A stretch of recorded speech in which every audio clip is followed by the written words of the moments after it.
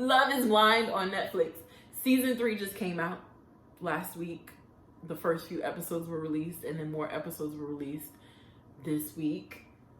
Love is Blind is always good because it's super fucking ridiculous. If you don't know what Love is Blind is, it's basically, it's supposed to be you're dating people without ever seeing them. And then, so you do that for 2 weeks, 10 days. You have 10 days to go on dates with people in the pods. The pods are like these individual, very much like my setup here. It's something like this. And then there's a wall that separates me and a guy, right? And then, you know, we talk, we go on dates. You go on dates with different people, you talk to them through the wall. And then you decide, like, if you're into them, you have the opportunity of getting engaged to them within that 10 days. Doesn't have to be the whole 10 days, but it's within 10 days.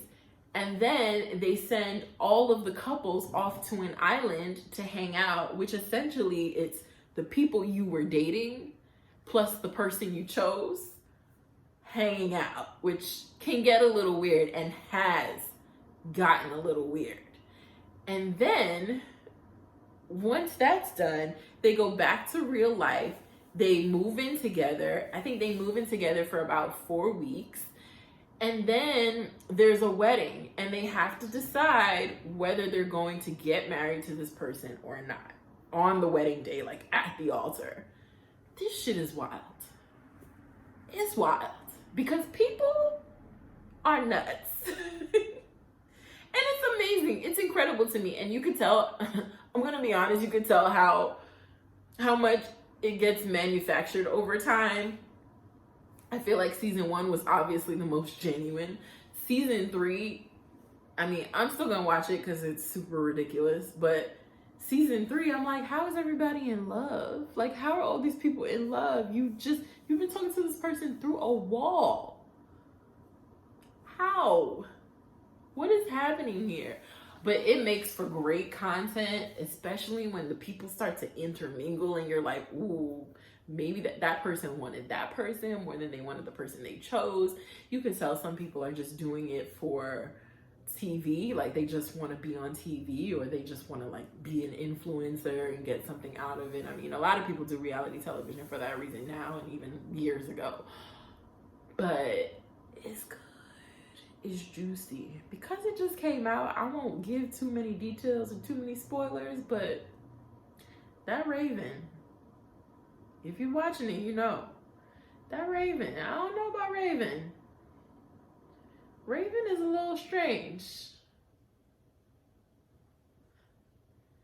The one man was like, all right, I'm gonna just tell y'all about this one scene. Raven, who I'm referring to, is talking to old boy. If you gonna watch it and you don't like spoilers, turn this off for like 5 minutes. Not even 5 minutes. I don't think it's gonna take that long.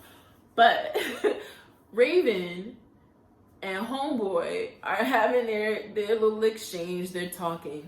He starts to tell her a really vulnerable story about his family and something that happened when he was younger.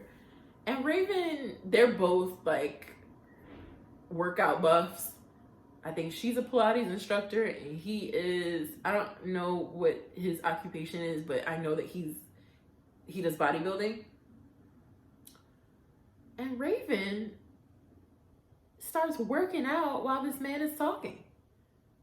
Girl, what are you doing? And she's doing jumping jacks and she's doing a bridge. And it's like, girl, he can hear you.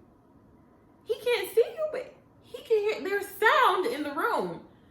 And he tells his story. He very gracefully finishes telling his story. And then at the end, she says something which was a great indication of the fact that she was not listening, because she didn't acknowledge what he said at all. She kind of just said, oh, wow, well, thank you for sharing, or something like that.